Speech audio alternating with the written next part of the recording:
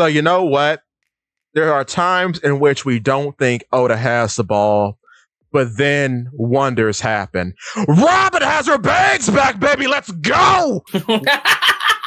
Welcome to the 50th episode of the Rose Skull podcast, the 50th. And South Africa has ruined Oda because we are on break until December 2nd / November 28th. He is caught a mysterious influenza once again.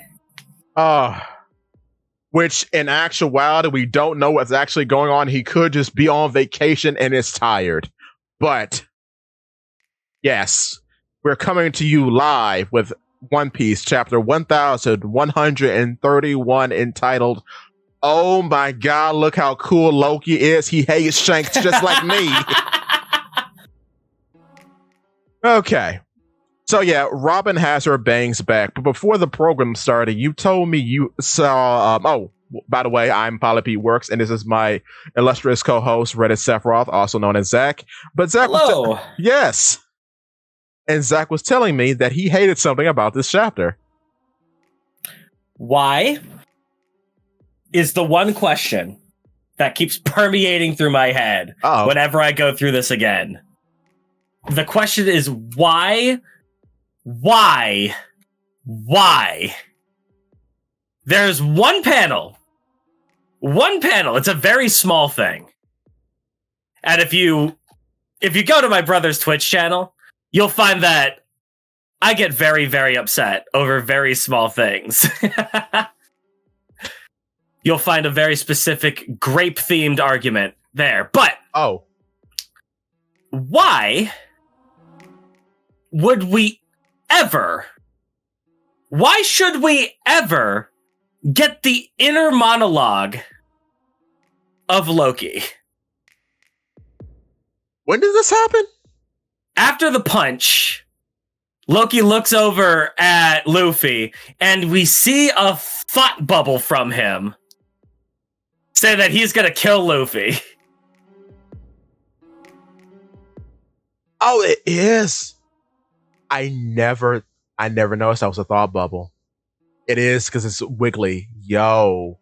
The trickster guy who is supposed to be like unknowable, a factor of chaos in this series, and something that I am going to be asking questions about what his deal is. What is Loki's deal is the core question, the core argument, the core thesis that this story is putting forward right now. Right. We can assume that is the core thesis of what's going to happen throughout Elbaf. Yes. And we're already getting a thought bubble to explain Loki's inner monologue. It's not that big a deal. I know it's not that big a deal. But could you imagine sitting at the table, across from Vivi, a thought bubble emerging from Sir Crocodile? Fair. Fair. Could you imagine, for just a moment, we get into the internal thought process of Don Quixote do Flamingo? Well, to be fair, that did happen. Not in this way, though. Your point still stands, but that did happen. Like, we get his backstory and stuff. No, we actually get a small flashback of like a year before before all the events happen. Yeah, but we don't get like his inner monologue. Right, no, true. We don't get his thought process. Yeah. This is not a villain. No, he is not going to be a villain. No, Ain't no way. No, he's not. Ain't no way. Go on. He's been hard-coded to be the villain because, he killed his dad and that's irredeemable. It's like, this ain't a villain. We already know how he thinks. This is going to be a friendo. Actually, too, I think this is a framing situation because I think we're going to have 1 to 2 antagonists this arc, and he is neither one of them. He might end up being the Vanderdecken of this arc. I don't even where he's just a force of chaos in the background. Because I've read somewhere. Bruh, I don't even think that. I think he's like, what's a good, maybe like a Kinemon. Maybe. And the reason why I say that is because, okay, if you've been looking at the channel recently, you at home, the viewer, you sitting down listening to this, I see you. Give me that Coke. You don't need it anymore. Anyway, I have been saying, and many people have been saying, that there are a lot of animals here from the Strong World movie. Also, hello, the Molotov. cheeky argument. Yeah, that is gaining a lot of legs, and I like it a lot. Also, in terms of dual antagonists, Big Mom is one of the only characters in the series who's not a giant who has an intimate relationship with giants. So we could have Wano 2.0. We could. That's a possibility. Or we don't know how. Like I've said, we don't know how their relationship is. And seeing as how Shiki was a senior member and Kaido was not, she could hate Shiki. Maybe. I feel like we gotta get Big Mom. Yeah. It's just that I have been so soured from Wano on having more Big Mom. Yeah, I will say you really didn't need her in Wano, but you do need her in Elbaf. But I don't think they should have wasted her in Wano. Though, as an aside, this could be good for her because maybe a defeat would help her realize that she needs to come back and she's been resting on her laurels too much. You see it that way? Yeah. I think Loki didn't kill his dad. I think he was framed. It's possible. I still want Loki to be a goober. Oh, he will be. I still want him to be a fan, and I want him to be a cosplayer. Like the other guy that we already met. Yeah. Also, yeah, Molotov. It does look a lot like the freezing hell of Impel Down. I mentioned that too in my video. That's very true with the wolves. And the wolf too is from the movie. But we also know the giants didn't build Impel Down. No, but maybe that was Fishman from the ground up. Yeah. Impel Down is not nearly as cool if giants built it. No. Impel Down is a glorious shining beacon to the progress of slavery. Is way better. Yeah. I do think there could have been some inspiration though, just from how it's set up. Impel Down was inspired by this underworld, and it's called the underworld as well, by this underworld section of Elbaf, but also going into the cosplayer bit. Do you remember all those resin theories that were coming out? Gear Fifth was happening? Oh, I was firmly square with the resin bros. I love the resin idea. What if that's not gone away? What if he's a resin man who thinks he's Nika? That's one of my other thoughts is what if he actually had the gum fruit? And Shanks switched them out or whatever? And that is on the channel, and I credit you for saying that idea because it's the best idea I've ever heard. Because he reminds me so much of Katakuri. Yeah. And just his outfit. So I think we could get another Katakuri, but lame. Yeah. And that's the best. Also, he has a hammer on his back. I didn't notice that. Oh. Was on Reddit and someone pointed that out. But yeah, no, he has a hammer on his back.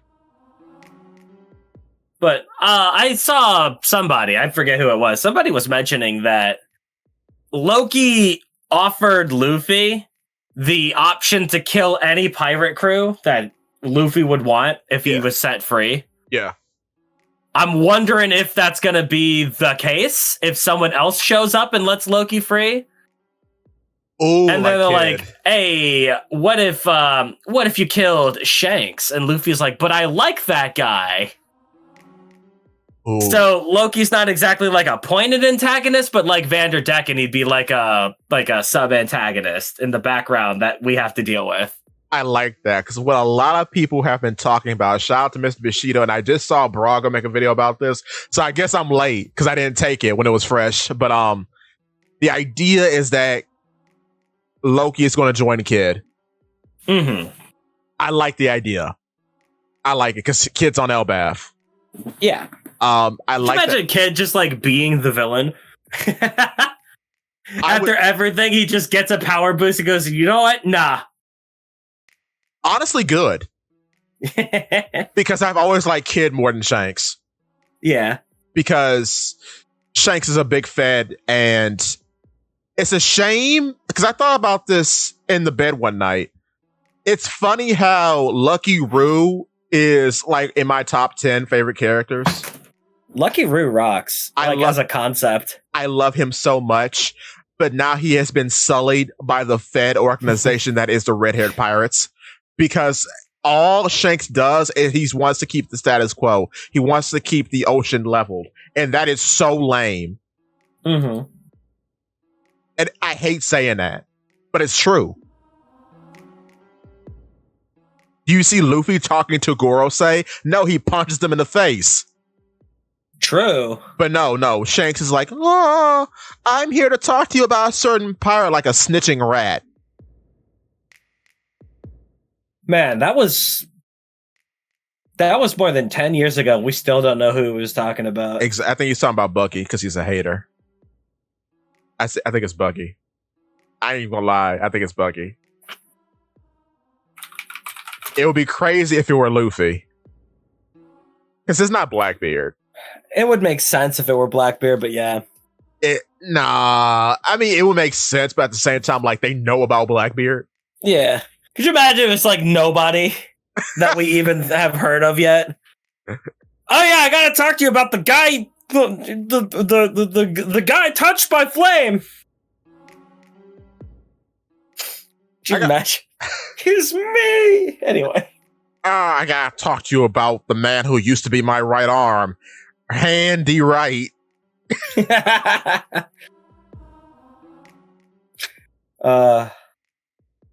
I need to see Shanks fighting with Buggy's arm on his arm. That'd be so cool. I still think that's cool. I hope. I need at one point Shanks to wear Buggy like armor. Oh my god.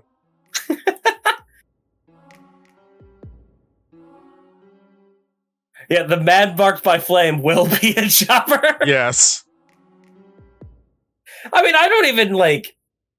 I like the man marked by flame as like a general like pirate lore thing.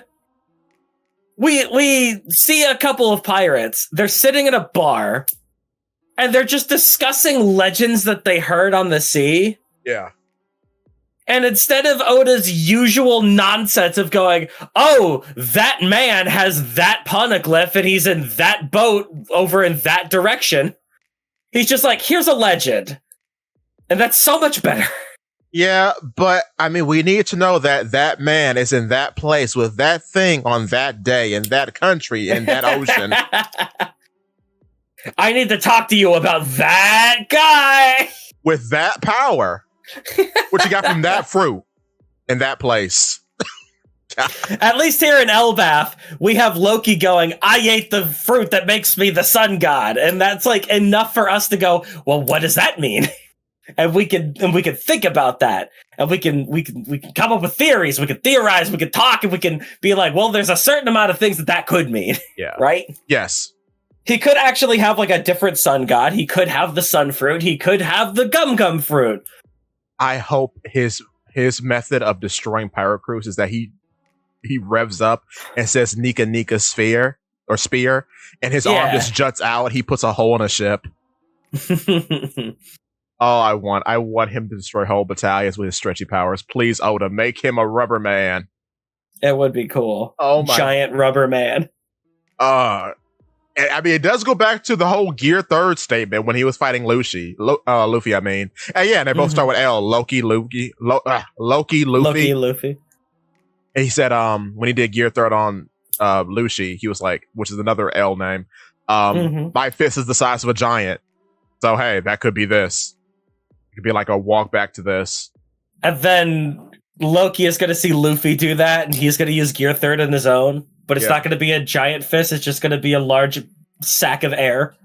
Oh, like right. We expected Gear Third to be. Because there's no Toon Force behind it. That's right. Yo. That's Loki, funny. Lucci, Luffy, Luigi. Oh. Based. The year of Loki is finally upon us. Speaking about well, not elves, but funnies. Road is on fire, and I love that. He's still on fire. Yes, he's running, trying to put himself out.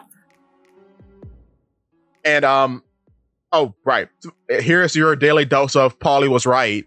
All praise him, the One Piece master. That's too much. Now dial it back. I just was like, no. No. You earned your trophy, King. Goldberg's shield is alive because it's sleeping. We love it. And I love that Gerd has a funny hoot hoot named Piper. That's great. I love her owl. Gerd is the female giant. Yeah. I love that she has an owl. I love it.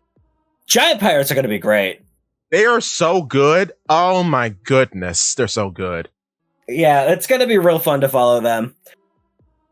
I'm just interested in like a lot of the, I guess to make it a pun, a lot of the little things for this arc.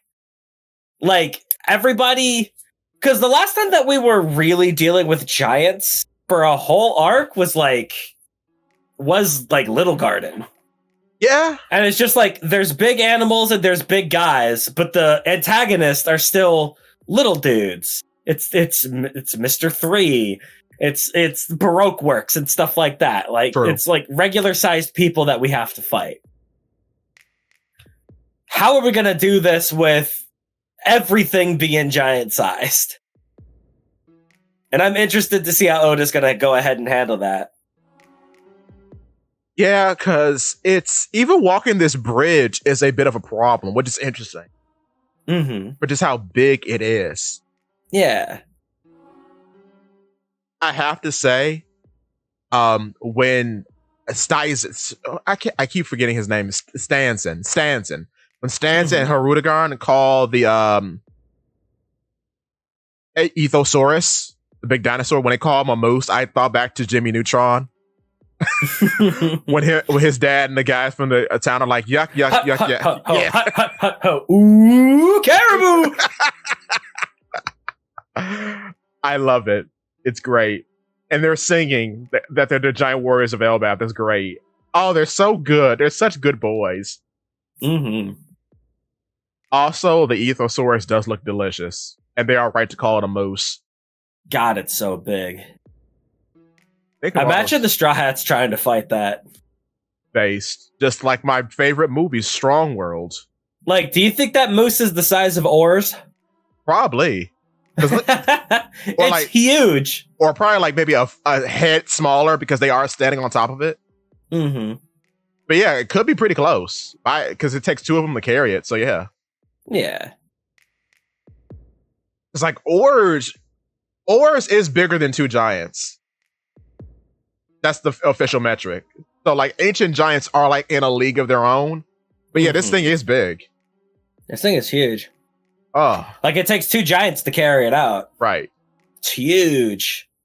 I bet the meat is delicious though. Oh man, I think Sanji said something about that back at Little Garden. Oh, Sanji needs to get cooking, please. I want bruh, no, wait. In movie 6, the island of Baron Masaru, he's in a fight with this fat guy from that guy's crew, and they're skating on a big skillet with butter. I want a scene like that, please. And they just cook up big meat. Oh. Out of the frying pan, the fight. Oh my god, yes, please. We also get a little like reminder of the new giant pirates and their whole setup, which is nice.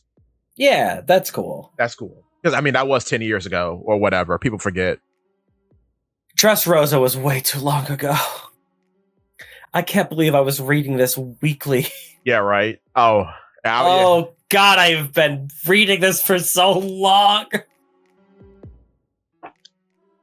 Now the question is, what am I going to do after this is over? I haven't thought about it. You never will have to worry about that question because One Piece is never going to end. Yeah. Oh no. That's such a troubling thought because it should end. I would want it to end at least in a good way. Mm-hmm. But as long as the quality's up, I don't mind it continuing. I just want to know that we're going somewhere. Yeah. I don't want a Detective Conan situation in which we are perpetually in a spiral of going nowhere. Detective Conan also isn't built on the foundation of a 30-year-old mystery. True. That Oda still refuses to give us anything on. Anything. But we do know that man is in that place. Mm-hmm. If you want my treasure, I left it there. You'll have to find it. Thank goodness Ask D Question asked the Pirate King where he left his treasure. Ask D Question is one of my favorite jokes that this community has ever pushed out, man. It's so good. He truly is the enemy of the gods because he started the Great Pirate Era. Yeah. Ask D Question. Ask D Question. Getting back to the size of giants, it's crazy that Goldberg can hold up the Sunny like a toy. Mm-hmm. It really does put in perspective how big these people are. That's crazy to me. Yeah, like they're huge. Goodness. And this entire country is built for their size. Like, our Straw Hats don't even come up to their ankles. And yet Luffy can knock every single one of these people out in one punch. Mm-hmm. Incredible. Like, it's... I always forget about that because, like, I always get confused on Hajridin. Yeah, right. Because his size in Elbaf did not feel the same as, like, Little Garden Giants.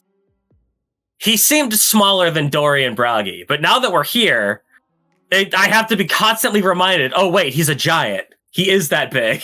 And I think the reason why you probably think that is because you saw him with so many small people in Dressrosa. Also, hello, Illustrated. But yeah, it's weird because even when you start to think about not Elbaf, Little Garden, you forget just how big giants are. Mm-hmm. It's crazy. Which means Victoria Punk is so cooked. Like that. Took a supremacy, dude. Oh my god. No way. I'm surprised Kid is alive. That's why I think worst case scenario, either Shanks is killed by Loki, or best case scenario. Or Shanks just drops the pirate act and says, yeah, I'm Holy Knight Shanks Garling, or whatever. Or no, Figureland Shanks. Excuse me. I mean, Kid's not dead. He's alive. Because what sound does a knife make when stabbed into the back? Yeah. Shanks. Thanks. Thank you for liking the live on TikTok. Much appreciated. But yeah. But I don't even know, man, because like it's gotten to the point where even evil Shanks feels boring to me. Oh. Because we've been pushing that, like, that narrative feels like it's been being pushed for 20 years now. Yeah. Or at least 15. Fair. However long it's been since he had to talk to those guys about that pirate. Yeah. Like, ever since that moment, like, Shanks is like a different guy. I hate that he's a different guy.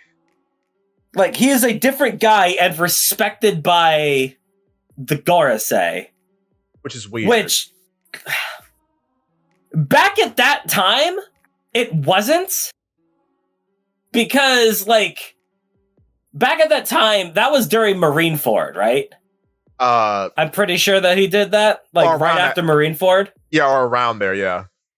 So, you consider the strength of a Yonko. You consider the absolute, like, authority that an Emperor of the Sea would carry. And you consider the fact that it took the entirety... Oh, Lord. There are 5 Yonko. Why can't there be 6 Gorosei? If Shanks is a Gorosei. Ghost points out, respected or tolerated, which is an interesting perspective. That's the thing, yeah. Yeah. Because like it took the entire military might of the Navy, all three admirals at once, to fight a dying Yonko. Yes, a actual hospital bedridden man. So after that, like you can understand the idea of Shanks walking in and them not wanting to, rock the boat, as it were, because they were still reeling from just having fought Blackbeard. We cannot fight the red hair pirates right now. And it's interesting too, because as soon as Shanks shows up to Marineford, the war stops. Yeah. So, Well, I mean, that's entirely fair, because let's be honest. Is Aka Inu fighting Shanks after taking a beatdown from Whitebeard? No, because he was scared to death of Blackbeard even being there, and he wasn't even Yonko yet. Yeah. Like, the only admiral who I think is even a threat at this point is Kizaru, because we have confirmation that he was holding back. Well, no, they're all threats. I mean, to who? I mean, like, if you put them out there as a fight, like, the admirals can hold their weight. Yeah. Also, right, Ghost points out, Garling's reputation could leak into Shanks, and then Garling does become a Gorosei, so I don't know, but yeah. Yeah, I mean, like, there's a lot. Yeah, there's a lot. There's a lot, but like, back in the day, it made sense, right? That, okay, we're gonna let Shanks in here because we're still reeling from that. So just because it's you, we'll hear you out on whatever it is that you want to say, because we know that you're not gonna be like Kaido. You're not gonna be like Big Mom, who's gonna steal our souls and steal our treasure and kill everybody. Right. You're the guy who showed up to end the war. Okay. So just because it's you, we'll hear you out. And steal our Marines so they can impregnate her daughter. So, yikes. But now that all 5 Gorosei are Yonko tier superpowered warriors. Yeah. It's a little weird. All 4.5 Gorosei. And then all 6 because Shanks. Yeah, right. And you know what's weird about Garling? Mm-hmm. He makes me think that Mihawk is actually a big fat liar. Because it's getting weird now. Do you mean to tell me all these people, so Nusjuro, Garling... People have been talking about Nusjuro for decades. And he the moment we revealed the Gorosei, everyone was saying, you're telling me that Mihawk can beat that guy? He's a Gorosei. He's like a super politician. And then he pulls out his blade, cuts the eyelid in 2 in one stroke. I'm like, okay, now wait a minute. I love you, Mihawk. You ain't done nothing like that. Hold on. Wait a minute. I mean, yeah, he has. I mean, icebergs are one thing. Icebergs are one thing, but the literal child clone that had his skills genetically imprinted on him also cut Boa Hancock's island in half. That's true. That's you fair. tell me Mihawk could probably do that. And then, as Baltov says, world's strongest of the Gorosei are celestial dragons that are above the world. They are above the world. Oh, whatever. Yeah, that's a good point. And then I would love if they ordered the Marines to bring back Saturn's bones for the next Rick. Yeah, are they going to do anything with Saturn's skull? That's a good point. Is his Dofru like in the skull? No. Well, we don't know how their powers are treated, actually. I think the power is whatever shadow was leaked out of him.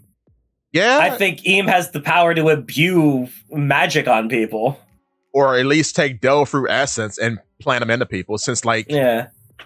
It's weird, too, because we kind of, like, with Saturn, we are kind of going into that ballpark because he was already talking about how he extracted the essence out of the age fruit to put in the body. Mm-hmm. So we're already on the topic of essence extraction, and then there's the whole bit of like, well, Blackbeard may have used the darkness fruit to absorb the powers of the Tremor fruit. Yeah. So it's not impossible. Yeah, no, maybe we'll get an explanation in another 10 years or so. Yeah, and an SBS randomly. Yeah, and an SBS after the series is done. Yeah. At the end of the SBS, in one paragraph. When it turns out Shanks was a good guy all along. Like, at this point, I feel like we're gonna get an evil Shanks arc. Yeah. But at the end of the arc, it's gonna be like, oh, but he was like a good guy the whole time. I sure fooled you. And I am going to scream when that happens. And then Oda looks at the camera and fumbles, and a copy of Naruto slips out. Turn to the page of Itachi's explanation for being evil. Oh, Lord. Naruto did that a lot. I'll never forgive Obito was the coolest guy. That's the whole Naruto story. This guy who literally killed your brother-in-law right in front of you. Naruto has better writing, to be honest. You're banned, Molotov. We get on my side. How dare you say that to me on the 50th episode of my show? No! I don't know if Naruto has risen to higher heights than One Piece. Oh, definitely not. Is Naruto in the Thanksgiving Day parade? No. Yeah, but has One Piece dropped the weights? We can't. Rock Lee cannot hold up. Get out of here. Rock Lee cannot hold up that whole series. I know you want him to. Rock Lee could hold up the whole series. He just chose not to. This series is not about the cool characters, Zakk. It's about a man loving another man and wanting him to kiss and wanting to kiss passionately. That's what the series is about. I cannot believe. I still reel from that today. He wasted so much time on Sasuke. Mm-hmm. I know Sharingan's cool, but brother. He accidentally made the main character of the series and made him so cool and so good and so awesome for no reason. And then my knees, they've been on their own. Why am I kneeling? This is ridiculous. I hate this. Beats up the main antagonist of the entire series after all this rigmarole. And then the base villain has to compliment him. That's peak fiction. That's crazy. Yet we waste our time with magic pink eye and furries. I hate this. Rock Lee is so instrumental and so incredible and so amazing that to this day, people still don't understand the core philosophy of Naruto. No. The core themes. People still say to this day that the core of Naruto is hard work beats natural talent. Which could not be further from the truth. The biggest lie. So much of a lie. Because Naruto was a gaijin. He's a blonde-haired, blue-eyed man in Japan. A gaijin, a nepo baby, and literally was handed everything. Got magical furry powers, is a saint of some sort. I don't remember. The reincarnation of Ninja Jesus. You get the most powerful demon in existence, which is an alien, which gives you... Naruto was handed nothing except for literally truth-seeking orbs. Truth-seeking... Except that. And everything about him is lame. Everything. I hate everything. And then Kishimoto will not stop going on about his funny magic eyes. Brother, Rinnegan is cool. I get it. Bakugan is cool. Bakugan is the most useful thing. He does not care. It's so funny. No, vote ban you, Molotov. Get out of here.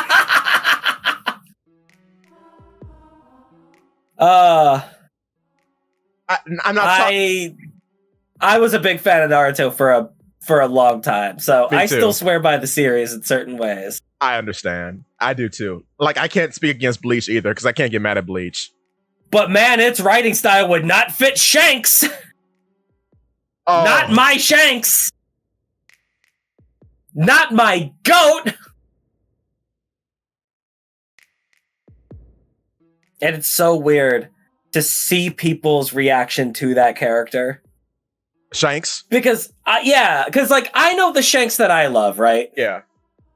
Shanks would genuinely fit in Boruto. True! He wouldn't, and I hate that. Okay, unban Molotov. Yeah, you're right. But, like, Shanks, like, I love Shanks' early depictions. Yes. I love the Shanks that invites Mihawk to sit down and have a drink and hang out. Like, I love that character. And then he came in, he's like, all right, I'm here to end the war. All right. So this is the guy that is a Yonko, has that responsibility, wants to flex a little bit to, you know, be the good guy at the end of the story, right? Yes. Cool. Shanks is still intact. But then just like everything else. Yeah. It feels like the fandom's reaction to Shanks is everyone just going, Shanks clears. It's like people love the idea of video game Shanks.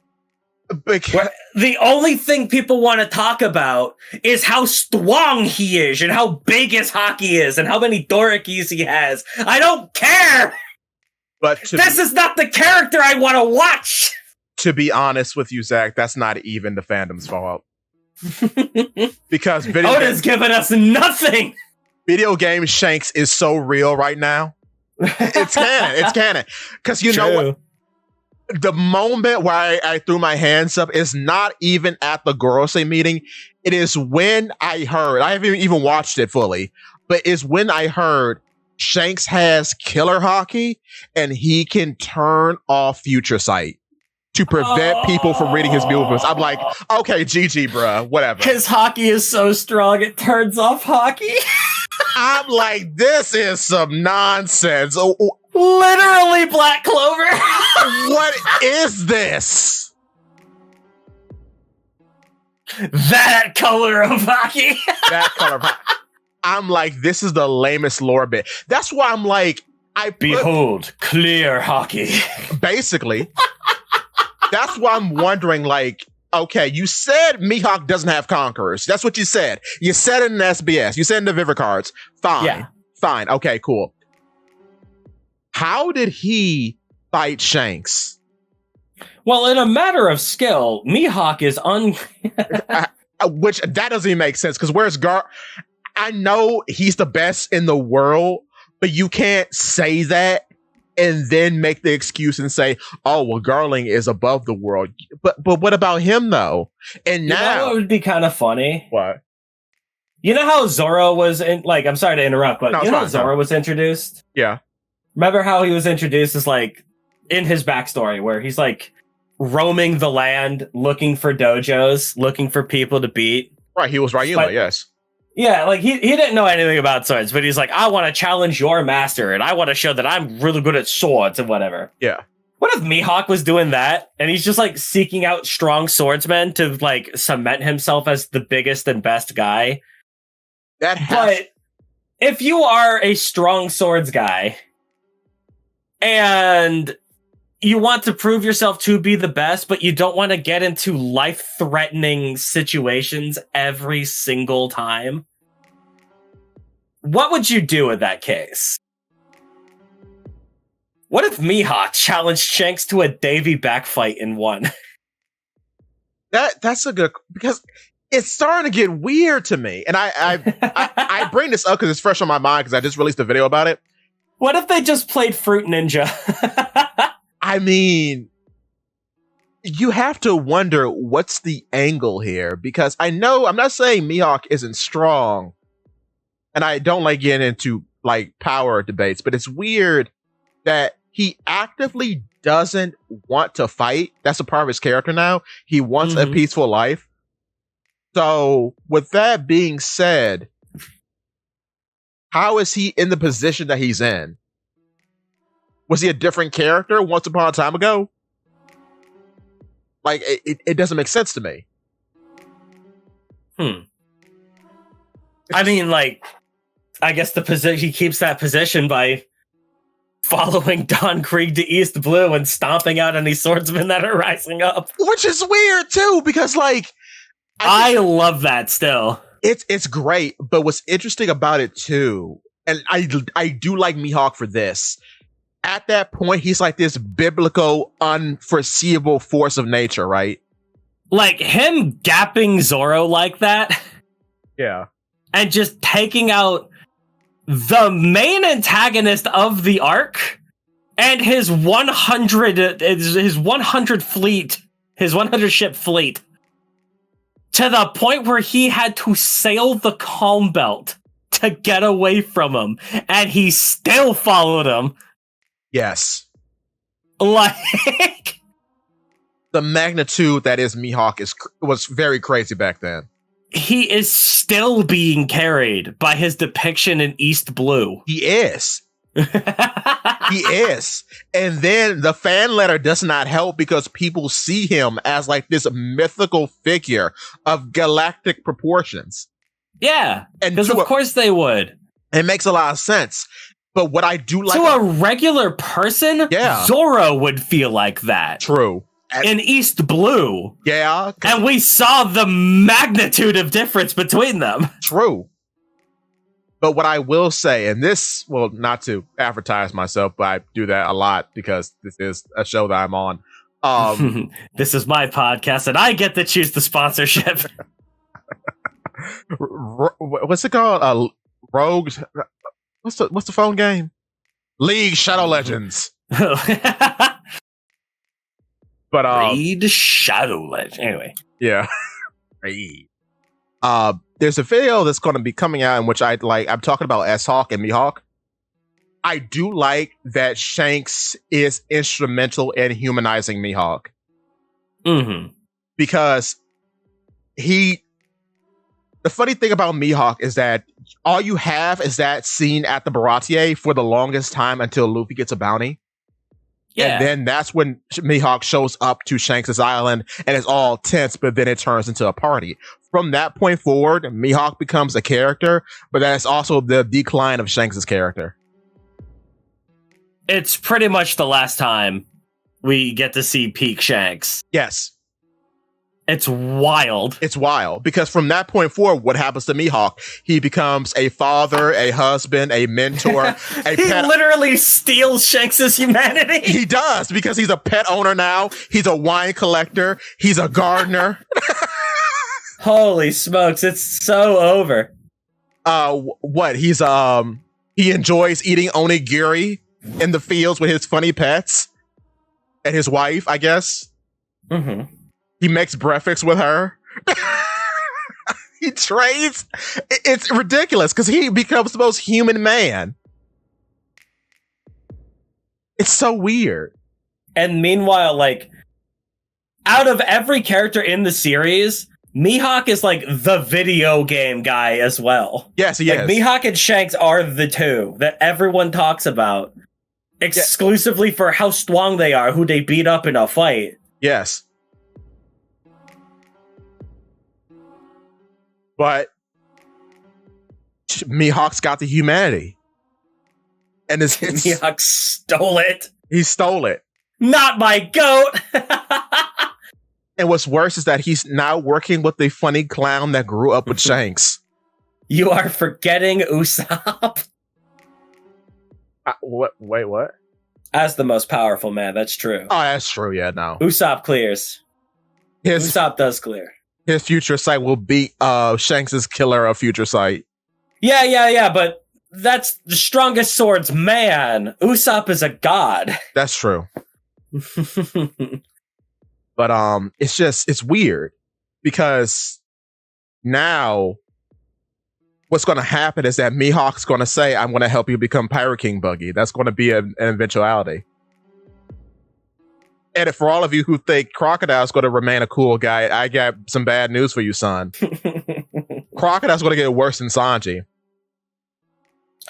I don't know what Oda's plans are for those two characters. I would like it to end up being funny. I would like them to end up bending the knee, because that is the best outcome. That is the funniest outcome. But even Oda, it feels like Oda falls into the mythology of those characters sometimes. Fair. And making those characters out to be jokes, I don't know if Oda's willing to do that. You know, I would have apprehension if Mihawk was not on a funny island filled with baboons who copied people's movements. Yeah. The fact that we're even going in that direction, the fact that the weird, nondescript, unimportant, funny ghost character that Usopp beats up, the fact that she just becomes his wife out of nowhere and then guards with him while wearing two hats. If he wasn't on the road to being funny, I would have apprehension. But the fact that he's already there makes me be like, okay, maybe there's something more here. Though, that may not be the case. But Oda also has a propensity to make a really funny joke. He makes a really funny joke, and then he keeps making that joke. True. For entirely too long. True, and then it just becomes real. And a canonical part of the series that you have to accept. I would like to mention post-time skip Sanji. Yeah. The worst character in One Piece. You know what? And I've been thinking about this for a long time, and I keep forgetting to mention it. We dog on Sanji a lot for all the bad jokes. I adore Sanji. Yeah, me too. I love this guy. But it was rough for a long time. Yeah. No, I agree. Here's my thing about that, though.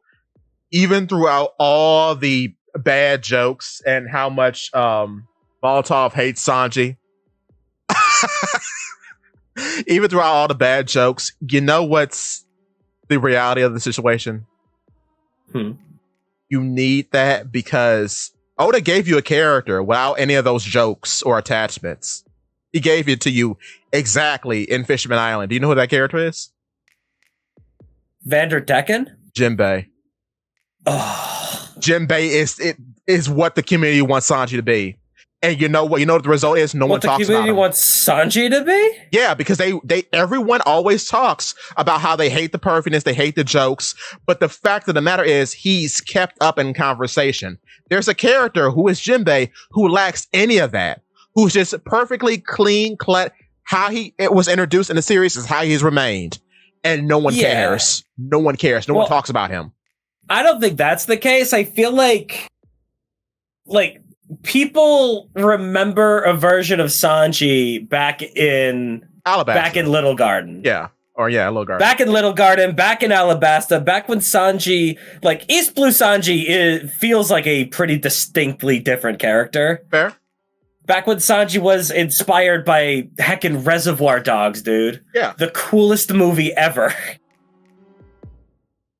People want that version. He had Brooklyn Rage like my man Joey Wheeler. Yeah.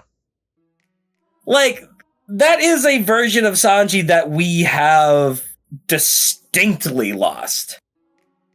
To really hyper focusing on the pervy joke. And you know what? That's completely understandable. But my problem is that what is Jinbei then? Well, I would say that Sanji without the perviness isn't Jinbei. Sanji without the perviness is Alabasta Sanji. But then Alabasta Sanji was still held back by his love of women. Yeah. But Jinbei, if Jinbei had what Sanji was before, even without the gags, Jinbei would still be a better character than he is. I don't know. I mean, Impel. Because that would mean that Jinbei's out wheeling and dealing and making plans and tricking Crocodile and being a cool guy. Or isn't him departing from Big Mom the coolest thing ever? That's what people keep telling me. No, Jinbei, like Sanji without the perviness is just like Pedro, who is still like he's still relatively bland, but like Pedro still had an impact. Fair. Because he was like a cool guy and he was smoking all the time and he was like undercover doing cool guy spy stuff with Brooke. That's true. Jinbei is even less than that. But hey, that's what people want, right? They want the cool shonen guy. I know I'm being very facetious. Yeah. And like, I just want Jinbei to have a funny gag. I want to laugh at a thing that Jinbei says. And this is going into like the next segment I wanted to talk about. I have resigned that will never happen. Mm-hmm. And it's fine. Because the character's going to die and everything's going to be great. Because the fact that Oda changed it to where Jinbei is the father and the whole family dynamic, that's such a small thing, but it pisses me off so much. Mm-hmm. Because here is Frankie crying that Robin has her old haircut back. Yeah. And it's like... Also, what's up with Brooke just yelling the word skull joke? I don't get that. Oh, because it's a whole bit about his heart was beating, but he doesn't have a heart. Yeah. He always says skull joke. Does he? Yeah. This is something he said before? Yeah, he's always said it after he made a joke about his own physiology. What? Zakk, no. Yeah, he's always done that. Am I cleared? Am I washed? Oh. This is my first time noticing it. No. Oh, no! Get out! This is the first time I've ever noticed that. In the dub, in the anime, as well as, the sub and the dub, he's always said something skull joke. No way. He's always done that. That's crazy. We haven't heard it in a long time. And Lilith reacts to it, which she should, because we went the entirety of Egghead by no one asking him, why are you the way you are? Mm-hmm. That bothers me. I mentioned that in the video. Lilith being that doesn't seem scientifically possible character is very funny to me in regards to Brooke. At least someone picked up on it, because I'm like, we ain't just gonna go past this entire arc without anybody mentioning the living skeleton in the room. That 6 people, no one says anything. Lilith on top. Lilith is the best one. Because she's the one that made it out of Egghead, so she's the one that actually is going to matter. Good. Because Egghead did not matter. No. Because we're still adventuring, despite Vegapunk's message, nothing actually matters. Which is crazy. Also, Bonnie mentions how Robin's haircut is cute, which means Bonnie's going to join the crew. No notes. Going to join the crew, going to kill that fish, and I can be happy about it. Reminder. Good Lord. Brooke never asked Bonnie for her panties, but Sanji did not ask Bonnie for her panties. Molotov, get out of here. Now you're just making up things. Provide scans, Molotov, or it didn't happen. But yeah, I'm glad Robin has her bangs down now to cover up her huge forehead. I like the look, but I saw someone draw fan art of this panel. Yeah. With Old Piece's art style. Yeah. And it looked immaculate. Yeah. She looks like a completely different character than she used to. It's crazy. Well, the art style did change a lot. She looks like Kiku in this image, dude. Well, I mean, Kiku was very handsome, so. Just without the star eyes. Yeah. Well, maybe Oda wanted Kiku to be in the crew. I hope. I wanted Kiku to be in the crew. I loved her. Yeah, Kiku's great. Kiku was good. This is 100% fake Robin. Yeah. Oh, it's Coca. No. Mr. 2 lives on, baby. Mr. 2. I shouldn't say that here. I had a whole conspiracy theory about Mr. 2. Mm-hmm. Based on a video game, which I know is trite. Subscribe to Polypede Works if you want to know more. I'm sure that they'll post it eventually. Yeah, I'll probably make a whole nother video about it. Mm-hmm. But yeah, okay. Yeah, Frankie's crying about the haircut. Jinbei just says, "Nice job, Brooke." Okay, Jinbei. I'm so glad he was here to congratulate Brooke on the job he did. I hate this character. Just like on Egghead, he's still stacking boxes. Text boxes, that is. That is the most egregious betrayal of his character. Why even have him here? His honeymoon arc, he spent the whole arc stacking boxes. And asking dumb questions. He's worried about like the internet being created. Like the fat Redditor that he is. He was literally cloned. And you know what's crazy about that? After that was all said and done, he still has several mental breakdowns because he doesn't want to become a machine. He calls up Zoro on the phone and says, "If I lose myself, kill me." Like, a whole bit. An actual whole bit, because you're afraid of becoming an abomination. Now we have an abomination right in front of a main character. He's like, "Oh, look at that brown guy. How interesting." Well, that's quaint. Because we can't portray Vegapunk as anyone who has ever done anything wrong. And no one can think that except for the evil guys. Right? Who actually, yeah. How crazy is it? Everything that Vegapunk has done, right? Yeah. And the only people in universe that have anything negative to say about Vegapunk are his evil assistants. How interesting. And you know what's crazy about that? The evil assistants end up being more human than him. Even York had nothing bad to say about Vegapunk.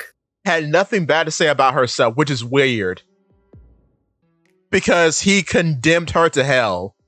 Basically. Her existence is terrible. I cannot believe he did that to a living creature. But to himself, mind you. Even York, the person who betrayed him, had nothing bad to say about him. Like, it's so weird. Am I crazy? No, you're absolutely correct. And he's done worse things than either. I mean, Caesar Clown was bad. I'm not saying Caesar Clown wasn't bad. I wouldn't say that he's done worse things than Caesar. He cloned the devil.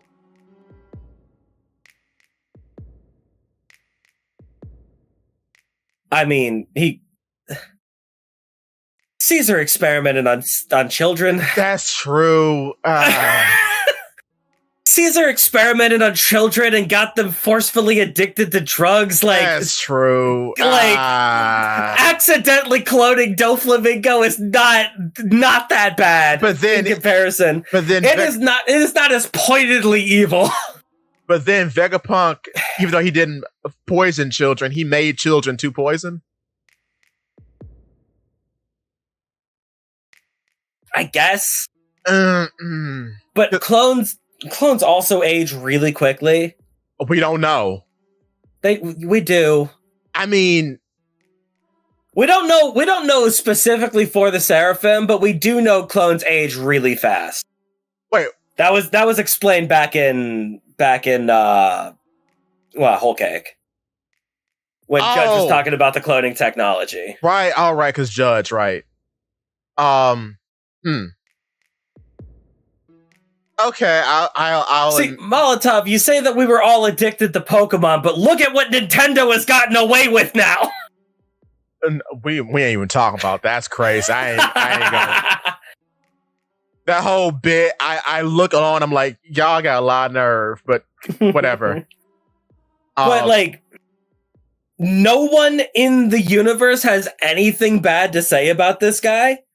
Nobody. But a lot of what he's done, like, could be seen as pretty obviously evil. We all thought he was going to be an evil mad scientist because at the very least, all of his assistants ended up being a little bit silly. Yeah. But no, everyone is just like, oh yeah, Vegapunk's a cool guy. I respect this guy. It's like, okay, like the only one is Bunny, and she forgives him. Which she shouldn't. The man literally killed her dad. Killed her dad, made him into a vegetable. She should not forgive him. And then he left a nuke on Baltimore, and they blamed Frankie for it. True. I forgot about that. That's true. Oh my god. Left a nuclear warhead on his home island. Is Vegapunk a Mary Sue? Yes. Is that why I didn't like him? And I think that is why he and Jinbei have nothing to talk about because they're both Mary Sue characters. Yeah. Because Jinbei, he does nothing wrong. He watches a child clean his ship.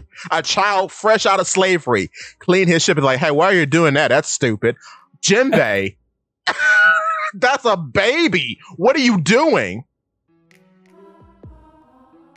Thank you for the kind advice, Jinbei, first son of the sea.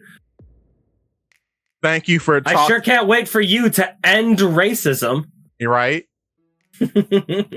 My goodness, that's great insight, great word. That is how the conversation happens. Oh my god, you're right.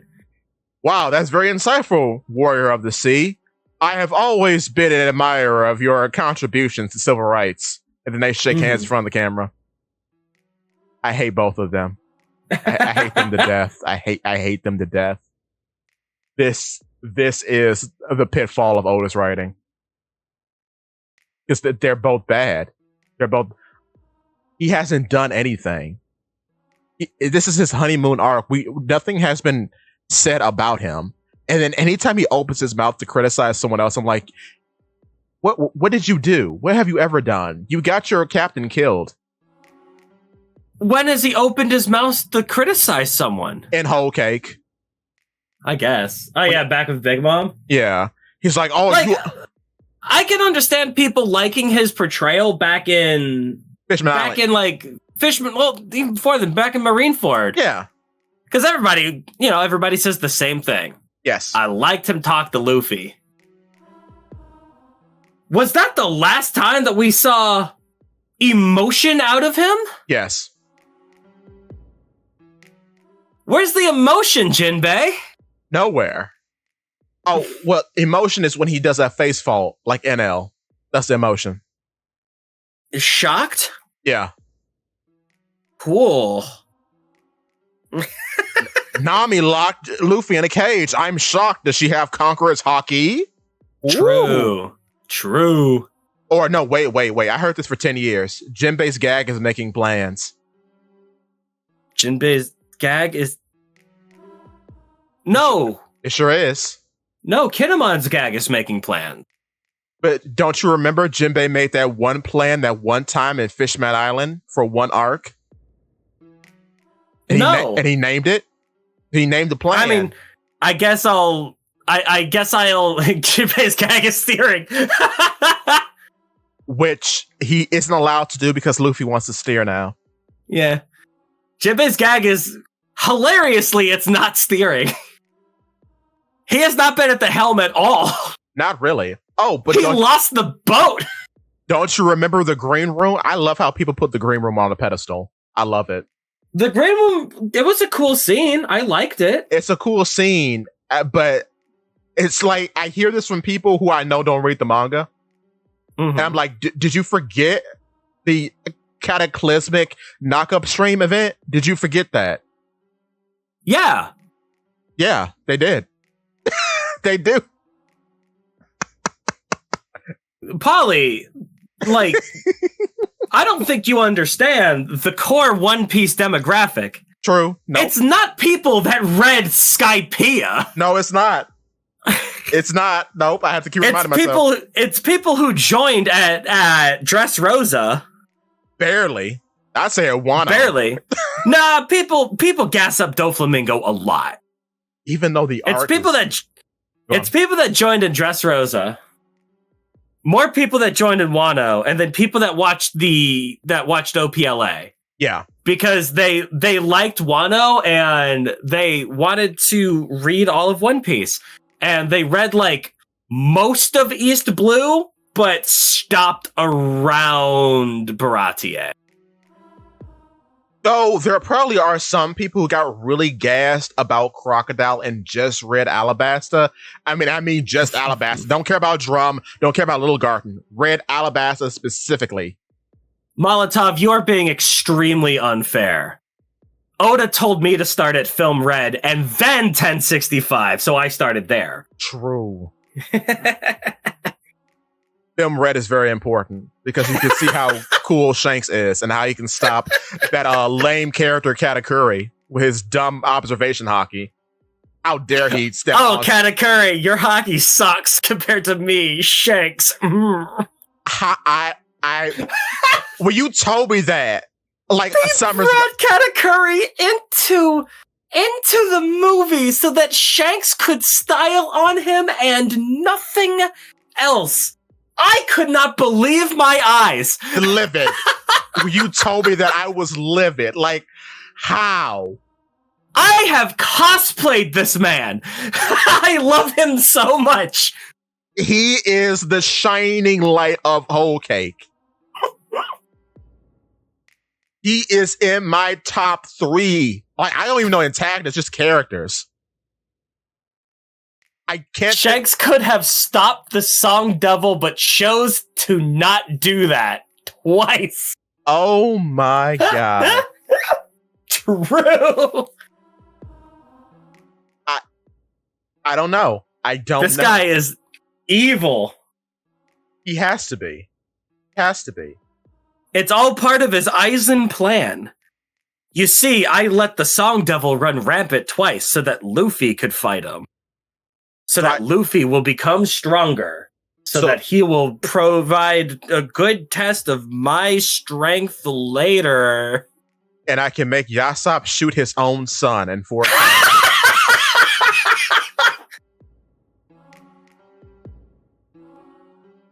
I would put the manga down. Like, I can't. Much good God. I'm sorry, Usopp. His hockey is too strong.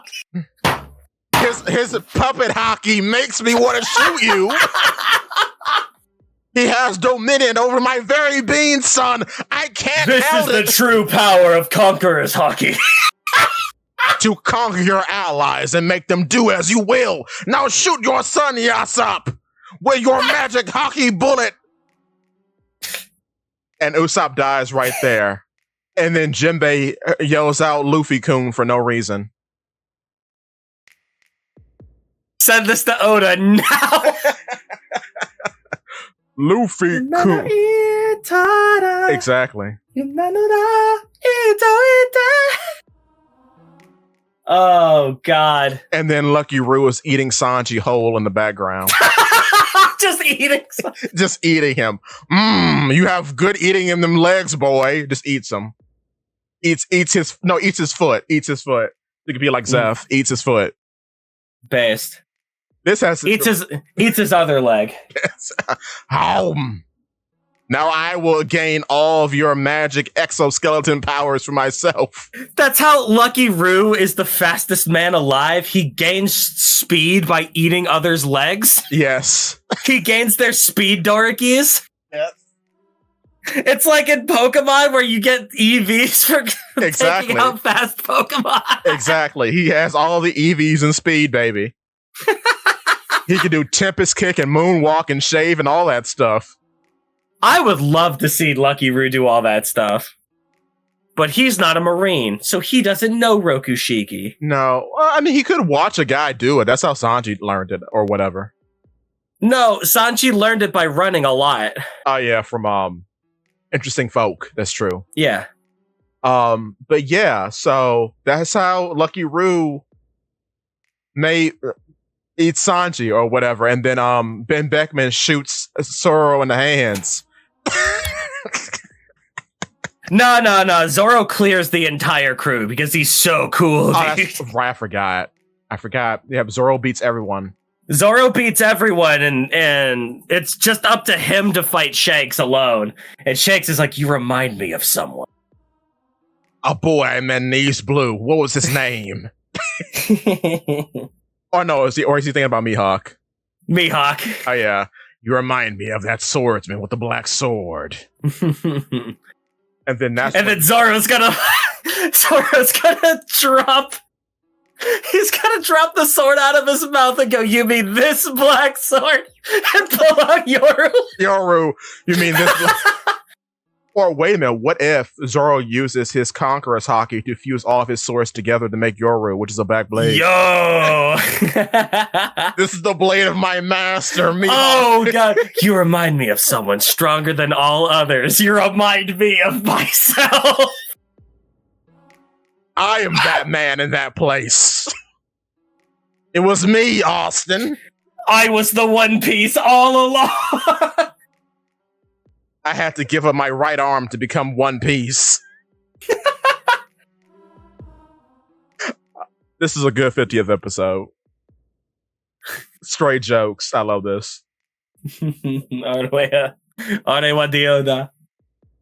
Oh, Lord. All right, yeah. Send it to Oda? Yeah. Yeah, send it. Do we send this? You should. God. But in other news... What a nightmare. What a nightmare. In other news, Saul forgot his life alert. Yes. I've fallen. I can't get up. I was about to say that. Thank you. I am...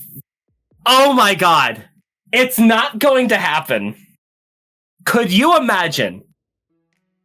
After the community's frenzy that Saul was still alive, could you imagine if he died before we got there?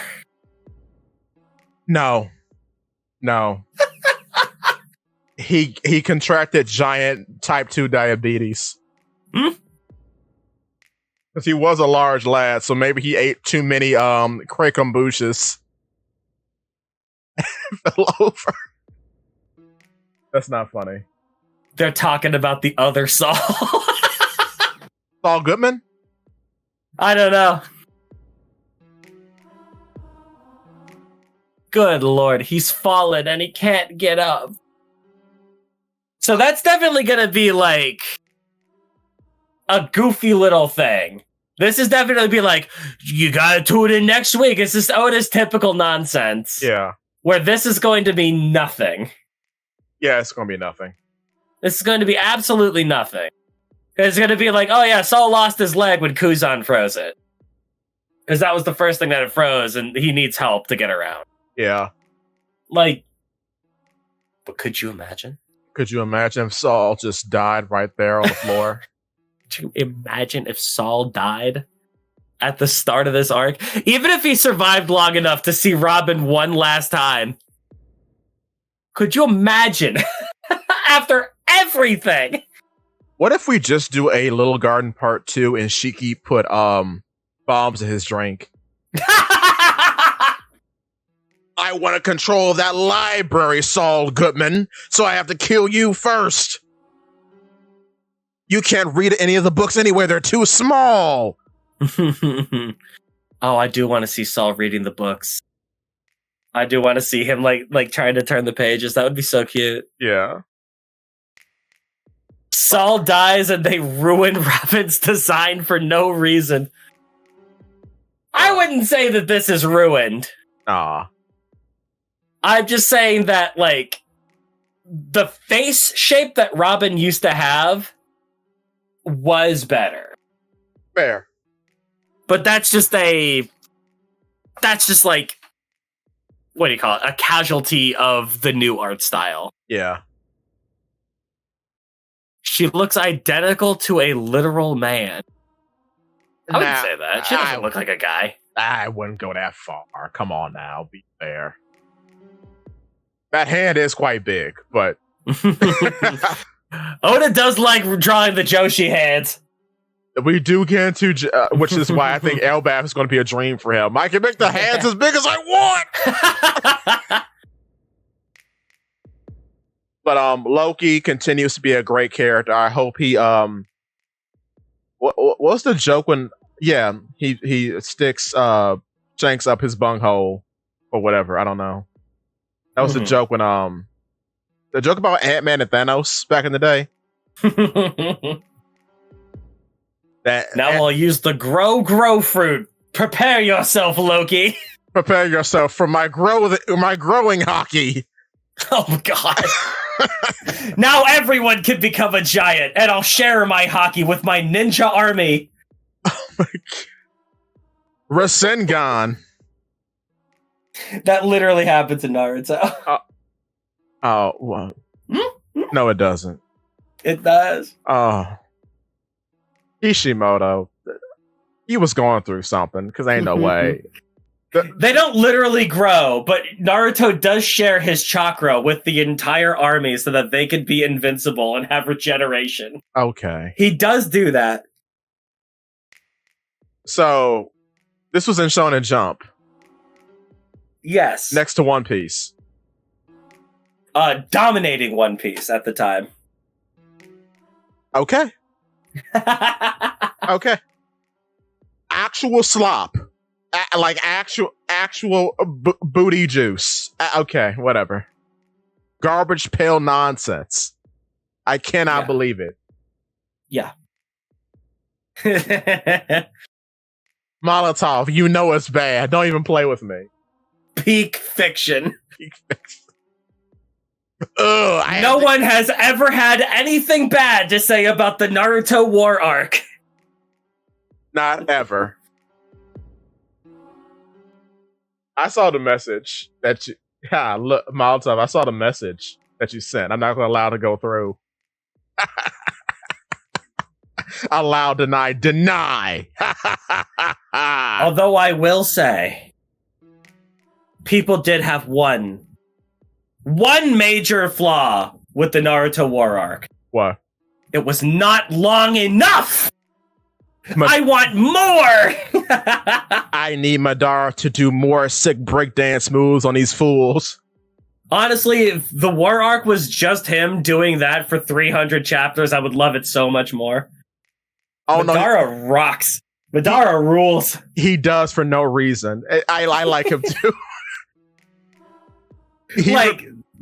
Him fighting the Ninja Alliance is still probably the greatest beatdown in fiction. It's crazy how cool it is. I want to stack a meteor on top of this other meteor. Oh, you seem to have stopped it. What do you do against the second one? What? That's right, Tsunade. Get back in the kitchen.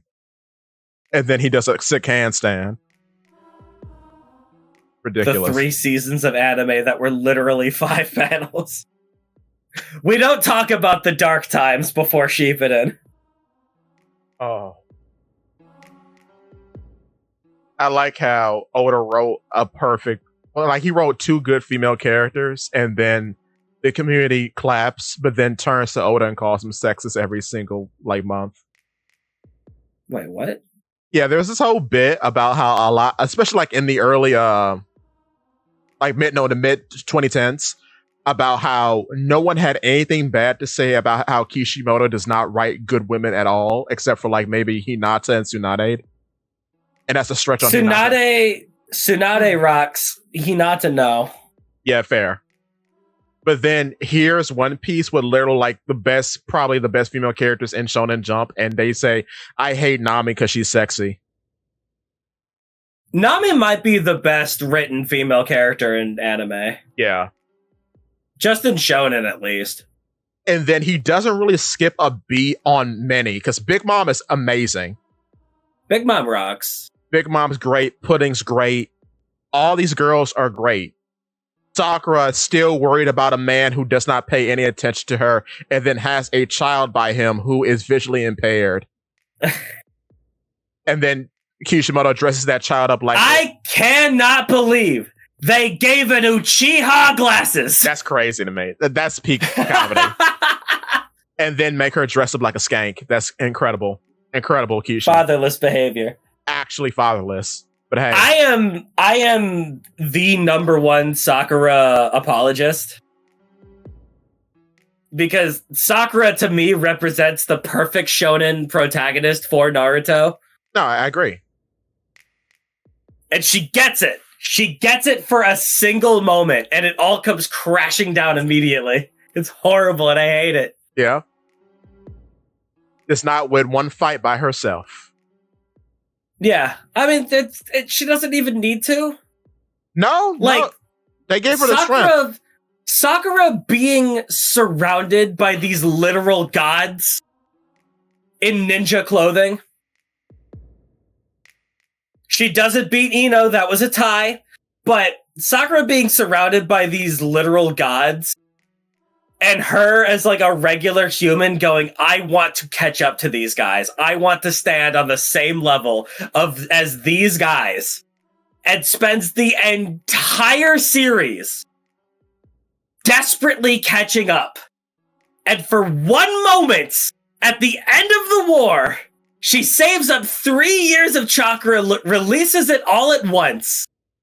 And for one moment, Team 7 reunites.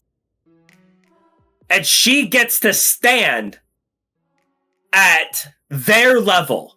And it is this wonderful, beautiful moment of self-actualization for Sakura Haruno.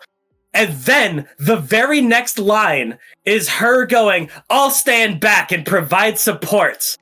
Her, a medical ninja. Cool. And then Naruto and Sasuke both die the next chapter. Yep. Ah! Perfect writing. Nightmare. Nightmarish. Perfect writing. We were so close. Meanwhile, we were so close, Kishi. Kishi doesn't like it. Kishi says, no, this is my yaoi. There are no girls allowed. I can't believe it, man. And then Naruto and Sasuke do a big kiss. Yeah. Then. And then they create Boruto, who is both of them. I just want to marry Sue. Like Boruto, my favorite character. Well, we have Jinbei and Vegapunk, the merriest of Sues. Boruto is not genuinely good. Oh, no, Molotov, you're banned on the 50th episode. I tried so hard. I tried so hard to like Boruto. I did not, but then I saw a clip of Sasuke getting messed up by a dinosaur, and I said, I'm glad I didn't watch that. Goodness. It got good after month 40. Okay. Yeah, it got good after 3 years. All right. No. Everything I see about it is still the same problems that I had with it when I first started reading it. Boruto is a terrible, terrible protagonist. He's horrible. You know what? It's just, you know what's crazy? It's the same story with none of the charm. Because he too is a Nepo baby. Yeah. Well, he's so good at everything. He's so perfect. He's such an unbelievable Mary Sue. And like Toyotaro, whoever they are getting to write that now. No, Boruto is not a terrible person. He's the bestest and goodest boy at everything that he does. Yes. And everyone loves him unconditionally. And we almost did something interesting with that, where we have a villain literally do the infinite Tsukiyomi to flip everybody's perspectives between Boruto, the guy that everyone loves, and the main villain who murders everyone, right? Yeah. So that everyone will love the main villain like they love Boruto. And everyone will hate Boruto like they hate the main villain, which is a really interesting and cool thing. Except any character that actually matters doesn't work on them. Yeah, because they like Boruto so much. They love him so much that it just didn't work. Yeah. Sarada loves Boruto so much that the very thought that she might not like him anymore activates her Mangekyo Sharingan. Are you out of your mind? Because canon doesn't matter, Zakk. it just doesn't matter. And then she's like, oh yes, this didn't work on me actually, because I love the protagonist too much. Because they have... I can't believe this. Yeah. So nothing happened, actually. So, and now it's just an excuse for Boruto to style on everyone because he's so much stronger than everyone. Let's just hope Oda isn't reading Boruto and decides to make Haki do that. I can't believe it. Yeah. That's how it goes. Just this character will never experience hardship in his life. Never. It's crazy. Hey, you know who's another character who will never experience hardship? Zoro. Jinbei. Oh. Jinbei will never be challenged. And anytime he fights someone, they will be in the wrong immediately. True. Because how dare you fight the civil rights leader that is Jinbei? He's a man of the people. What, are you racist? Do you hate people? Do you hate people succeeding? Because we all know, in the entirety of One Piece, out of all these legendary crews that are way bigger than the Straw Hats, Jinbei is the only fishman in history on a human crew, making him the most important fishman in history. Mm-hmm. There's no other crew, not Roger, certainly not Whitebeard. They've never had a fishman on their crew, not never. Not like we had Foxy with 15 of them, no. They're all in cosplay. They weren't real fishmen. Nope. Yeah. I hate this character, Zakk. I hate him so much. I don't get it. Yeah, no, Shanks would never allow filthy fish on his crew. All humans, so no devil fruits either. True. Are you a cheater? He did allow one monkey to be one of his 10 Titanic captains. Yeah, but see, a monkey's pretty close to a human, so... That's true. That's fair. It's just like a tiny human with fur. Monkeys are cool. They are. And funny. But certainly not... And of course, a pirate crew would need to have a funny little pet friend. Exactly. But a mink? Heavens no. A freak? On my illustrious human crew? Never. Ew. A dope? Go on. I hope the community treats that monkey like the world treats Chopper. Like he's actually like a respected member of the Red Hair Pirates, but all of us are like, oh, it's a funny monkey guy. Probably. Is that monkey's name Binks? No, Monster. Yeah, it's like Monster Punch. Or whatever. No, the guy that he hangs around is called Bonk Punch. Bonk Punch, that's it. So it's Bonk Punch and Monster. So you put your Monster energy drink in your punch. Basically, yes. So, no dub for users, only Haki, and unless you're a funny pet, you cannot be a non-human. Back to the zoo. I do like that we have had this entire conversation over a panel that says it's perfect. Thanks. Yes. Well, that's the beauty of the Rose Skull podcast, baby.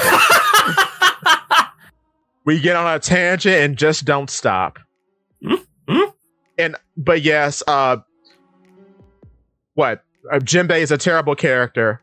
I wish him nothing but the worst. Oda refuses to draw him. he uses word bubbles to cover up his design all the time. It's very funny. And yeah, did you know that this giant monster in the ocean is also from Strong World? And he gets eaten by ants. Whoa. And the team that saw him get eaten by ants were of Brooke, Robin, and Frankie, back when we didn't have to worry about this fat guy ruining every composition of the Straw Hats that would ever show up, period. On TikTok, I watched a woman draw the Straw Hats on her purse. Very expertly, by the way. And she left out Jinbei, and I left the comment, good. You know what good composition is. I left that comment. No Jinbei. Good. Good.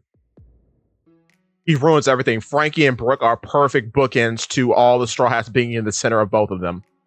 Mm-hmm. You have the tall guy and the big guy. I mean, they're both kind of the tall guy, yeah. Yeah.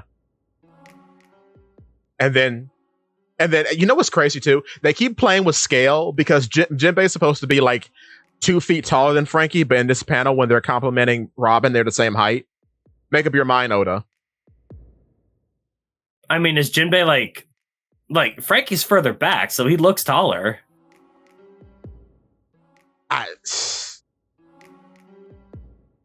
Maybe my eyes are too hate-filled. I don't know. Because there was another color spread that did that too, where like Frankie's in the back, but you put Frankie's taller than Jinbei. No, Jinbei's like 10 feet tall or like 9'11". Yeah, Frankie's huge. No, Frankie is like 8 foot something, and Jinbei is 9'11". Really? Yeah, he's bigger.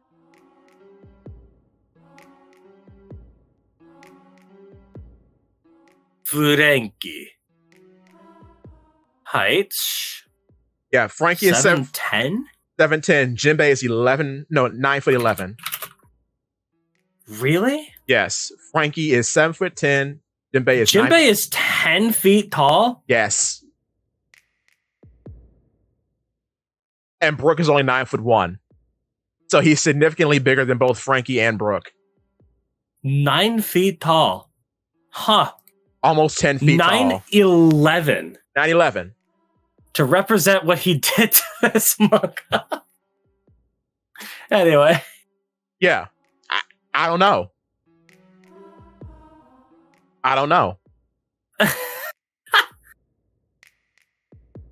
Why did the design update have to be Robin instead of Frankie? I mean, Frankie's getting a design update. Frankie's Do you want them to? I mean, I will say, like, I've grown to like the new Frankie design. Me too. Big shoulders. If you put a jacket on him, it looks awesome. It does. Old Frankie was still way better. I do.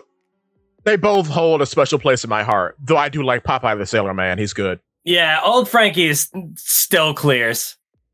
Like, I've grown to like this version of Frankie, but old Frankie still clears. True. I like this cool hair. Yeah. His big arms. And his tiny legs. The tiniest. I don't know, I just feel like the silhouette is a little bit better. It is. It makes him more recognizable, which is... Well, no, the new one is way more recognizable as Frankie, but... Yeah. I just like it better, because I'm...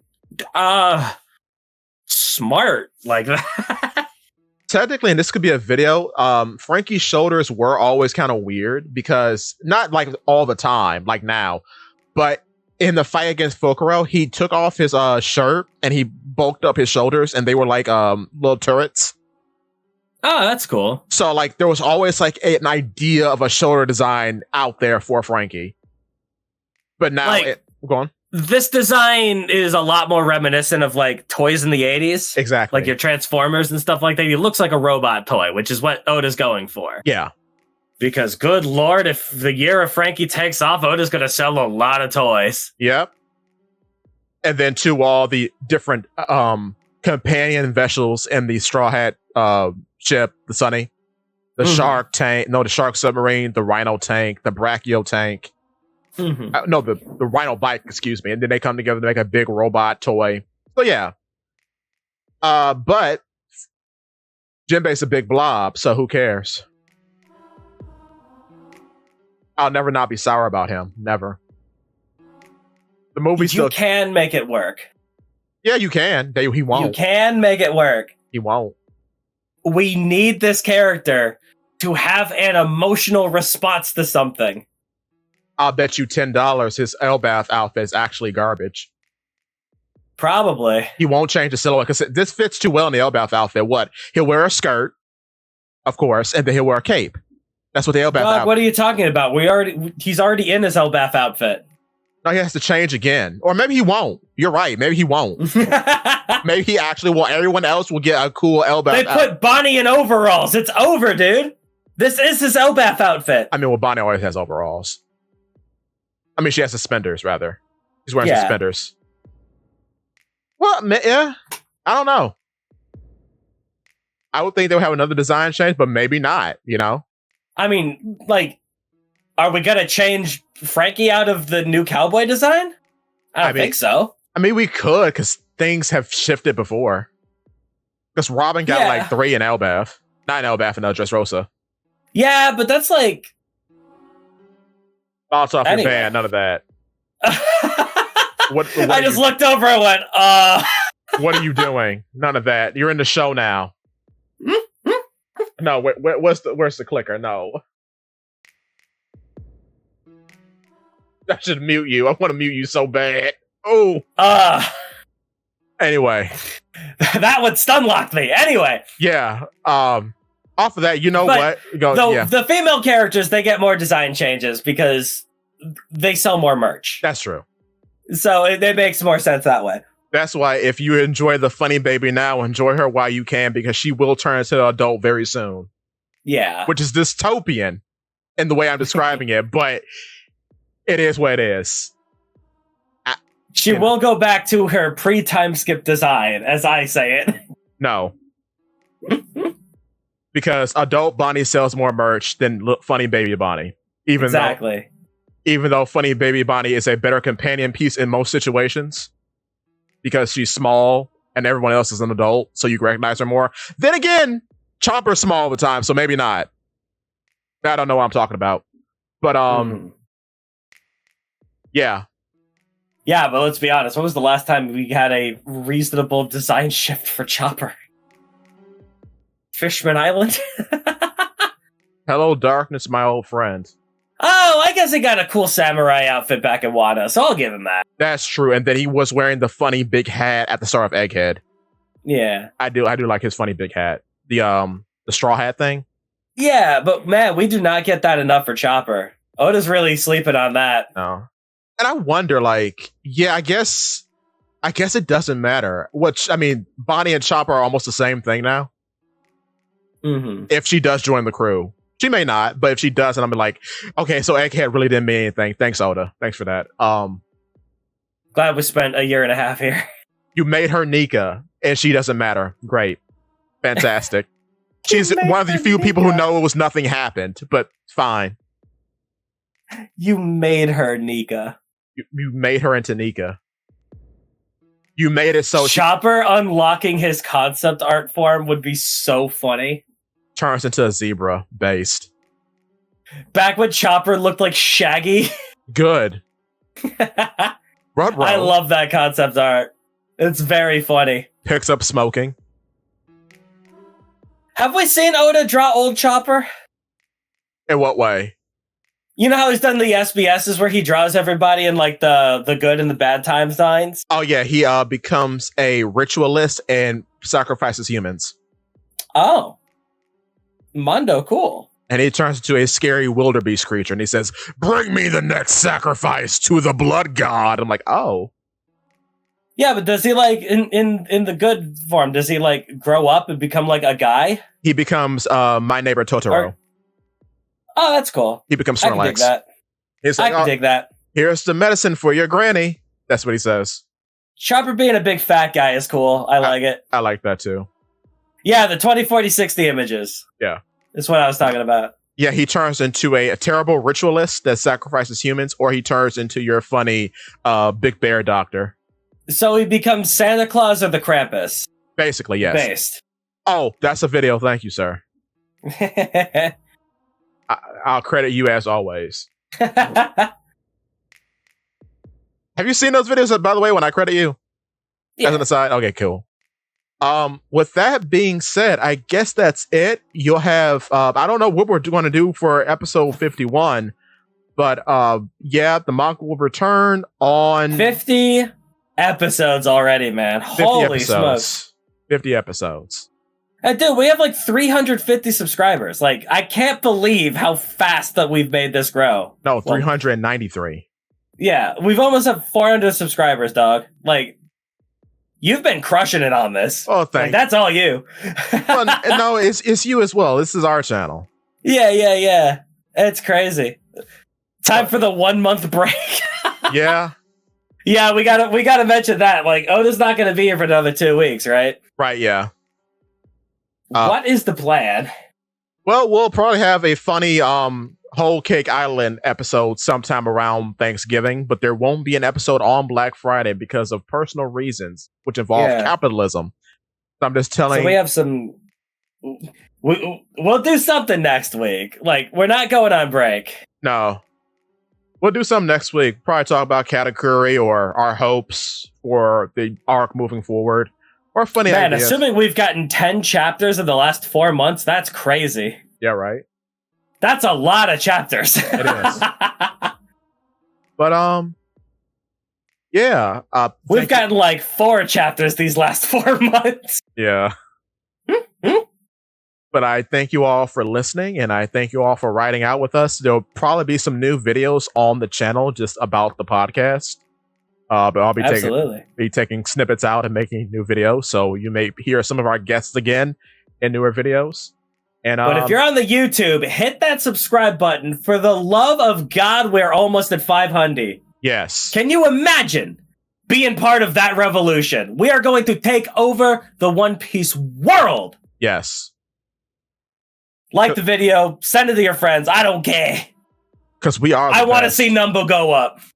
I love when number go up. I love big number. But if you're on, I want to see number go up, and I want to be so popular by summer that Tekking begs me to be on a panel with him at Tekko this year. Yes. Oh, that'd be great. And then I show up and steal the show away from Tekking, which is my biggest dream. But no, seriously, Tekking's great. I would love to have you on the show, brother. I've been watching you for years. Big fan. Awesome. I've been playing D&D for 10 years. Invite me to that show, please. Anyway. I also watched that show. I would love to be a guest. Oh my god. Call Rustage. I want to be on. Let me in. I want to be best friends with the Lost Pause, please. Let me in. I want to talk to Daniel Green. I'm a writer too, kind of. Go on. Yes. Anyway. Subscribe to this video. Subscribe to Reddit Sephiroth on the YouTube. My man's been crushing it with Monster Hunter. I think he's found his new niche. It's pretty great. A resident Monster Hunter expert, the best hunter in the world. No one's better. Nobody. I just put out content, dude. Yes. And dude, I've been absolutely killing it on the TikTok as well, on Pinball PA Official. Yes, follow that. Holy smokes. He's great all the time. Great pinball history. Since G4 is dead, you won't find it anywhere else. Pinball's important. It's the culture. I've been actually sitting down and learning how to edit videos, so. Excellent. So things have been going well.